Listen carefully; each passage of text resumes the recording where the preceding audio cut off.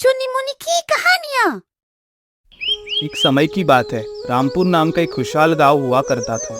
वहाँ एक साधु बाबा रहते थे। पूरे गांव में वह अकेले साधु थे। वह गांव में जाकर भिक्षा मांगते थे। शाम देही, जो अन्य धान्य का दान करेगा उसे ईश्वर से वरदान मिलेगा। शाम देही। यह लो बाबा जी। शाम देही, जो अन्य धान्य का दान करेगा उसे ईश्वर से वरदान मिलेगा। शाम देही। यह लो बाबा जी। ऐसे ही पूरे गांव से कुछ न कुछ दान मिलता रहता था। दान के लालच में उन्होंने गांव में किसी दूसरे साधु को रहने नहीं दिया, और अगर कोई आ जाता था तो उन्हें किसी भी प्रकार से वो गांव से भगा देते थे।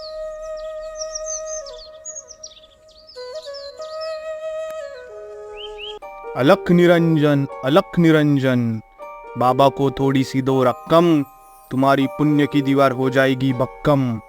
अलख निरंजन, अलख निरंजन।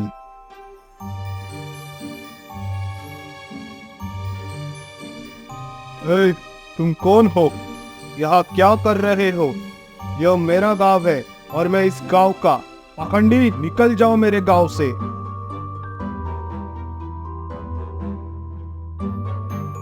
यह गांव मेरा है। यहाँ पहले मैं आया हूँ, इसलिए यहाँ पर पैसे कमाने का अधिकार सिर्फ मुझे है, किसी और साधु को नहीं। वैसे भी यह गांव वाले मूर्ख है। वह मुझे अच्छी दक्षिणा देते हैं और मेरी सभी बातों पर विश्वास भी करते हैं। यह मैं किसी अन्य साधु के पैर भी पड़ने नहीं दूंगा। ऐसे ही उस गांव वालों से दक्षिणा मांग मांग कर उनके पास बहुत सारा धन इकट्ठा हो गया था। वही एक ठग की नजर कई दिनों से साधु बाबा के धन पर थी। वह किसी भी प्रकार से उस धन को हड़पना चाहता था।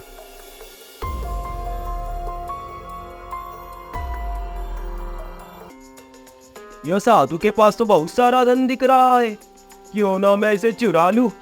वैसे भी इसे मेहनत से कहाँ कमाया है, गाँव वालों को ठक ठक कर ही तो कमाया है।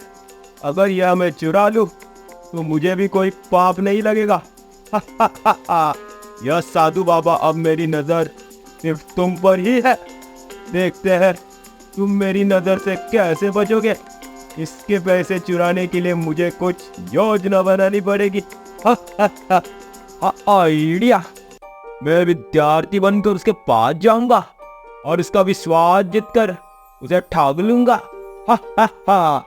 योजना के मुताबिक वह एक विद्यार्थी का रूप बनाकर साधु के पास पहुंच गया। उसने साधु से अपना शिष्य बनाने का आग्रह किया।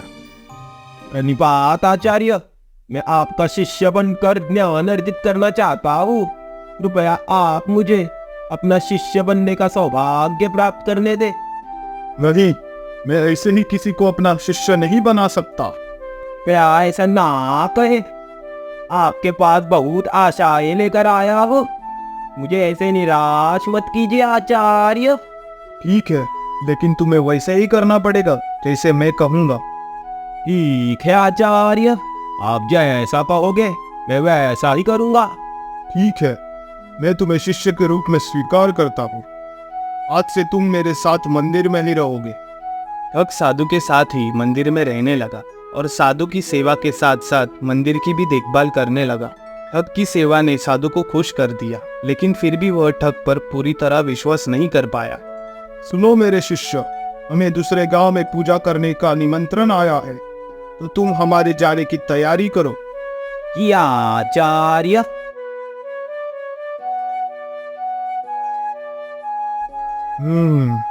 हम दूसरे गांव जा तो रहे हैं, लेकिन मेरा धन कहाँ रखूं?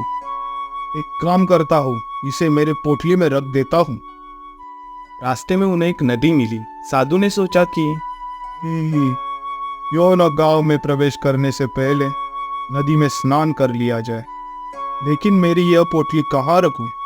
एक काम करता हूँ, इसे मेरे कंबल के नीचे छुपा देता हूँ। सुनो, मैं इस नदी में स्नान करने जा रहा हूँ। तुम जरा इस कंबल का ध्यान रखना। जैसी आज्ञा गुरुदेव। मूर्ख गुरुदेव, आपने दूध की रखवाली करने के लिए बिल्ली को ही बोल दिया। मैं तो ये सब लेकर चला।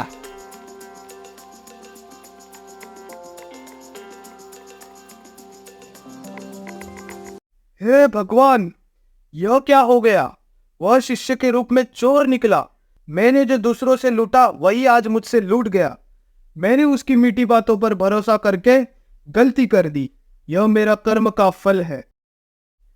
तो हमें इस कहानी से ये सीख मिलती है कि कभी भी लालच नहीं करनी चाहिए और ना ही किसी के चिकनी चुपड़ी बातों पर विश्वास करना चाहिए।